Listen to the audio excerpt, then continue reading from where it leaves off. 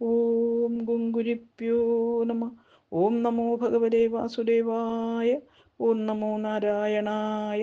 നാരായണീയം ദശകം 79, ശ്ലോകം 3-4. പീതാംബരം കരവിരാജിത ശംഖചക്രകൗമോദഗീ സരസിജം കരുണാസമുദ്രം ജാതാസഹായമതിസുന്ദരമന്ദഹാസം വാതാലേശമനിശം ഹൃദി ഭാവയാമി. ശ്ലോകം 3.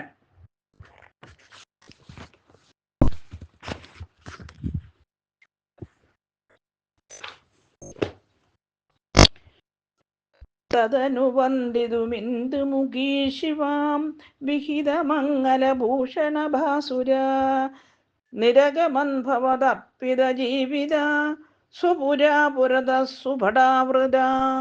അന്വയം അർത്ഥം.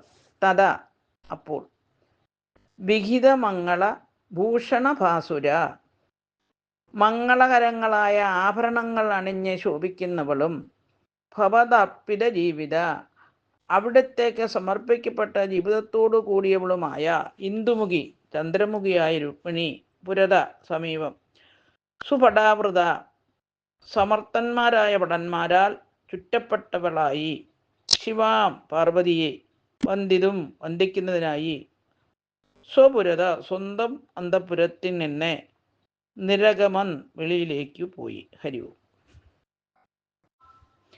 സാരം: വിവാഹത്തിന് ചേർന്ന ആഭരണങ്ങളും വേഷങ്ങളുമെല്ലാം അണിഞ്ഞ് ശരീരകാന്തിയെ ഏറിയ രുക്മിണി ഭഗവാനിൽ അർപ്പിച്ച ജീവിതത്തോടു കൂടിയവളാണ്. ചന്ദ്രനെപ്പോലെ ശോഭാവഹമായ മുഖത്തോടു കൂടിയ അവൾ ആയുധപാണികളായ സമർത്ഥന്മാരായ ഭടന്മാരുടെ അകമ്പടിയോടുകൂടി പാർവതിയെ വന്ദിക്കാൻ അന്തഃപുരത്തിൽ നിന്ന് വെളിയിലേക്ക് പുറപ്പെട്ടു. ഹരിവും. ഓം ഗുങ്കുരിപ്യോ നമ. ഓം നമോ ഭഗവതേ വാസുദേവായ. ഓം നമോ നാരായണായ. ശ്ലോകം 4. കുലവധൂഭിരുപേത്യ കുമാരിക ഗിരിസുതാം പരിപൂജ്യത സാദരാം മുകുരയാജത തത്പദപങ്കജേ നിപതിതാ പതിതാം തവ കേവലം. അന്വയം അർത്ഥം. കുമാരിക രാജകുമാരിയായ രുക്മിണി കുലവധൂഭി കുലകന്യകമാരോട് ഉപേത്യ ചേർന്നിട്ട് സാദരം ആദരവോടുകൂടി ഗിരിസുതാം ച പാർവതിയെ പരിപൂജ്യ പൂജിച്ചിട്ട് തത്പദപങ്കജേ ആ പാർവതിയുടെ പാദപത്മങ്ങളിൽ നിപതിത നമസ്കരിച്ചവളായിട്ട് മുഹു വീണ്ടും തവ അങ്ങയുടെ പതിതാം തൻ്റെ ഭർത്താവായിരിക്കണമെന്ന സ്ഥിതിയെ അയാചത പ്രാപിച്ചു. ഹരിവും.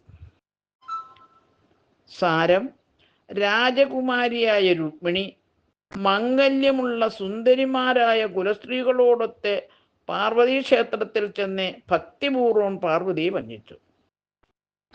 പാർവതിയുടെ പാതാരവിന്ദങ്ങളിൽ വീണു നമസ്കരിച്ചു. ഭഗവാൻ തന്നെ തൻ്റെ ഭർത്താവായി വരണമെന്ന് വീണ്ടും വീണ്ടും പ്രാർത്ഥിച്ചു. ഹരിവും.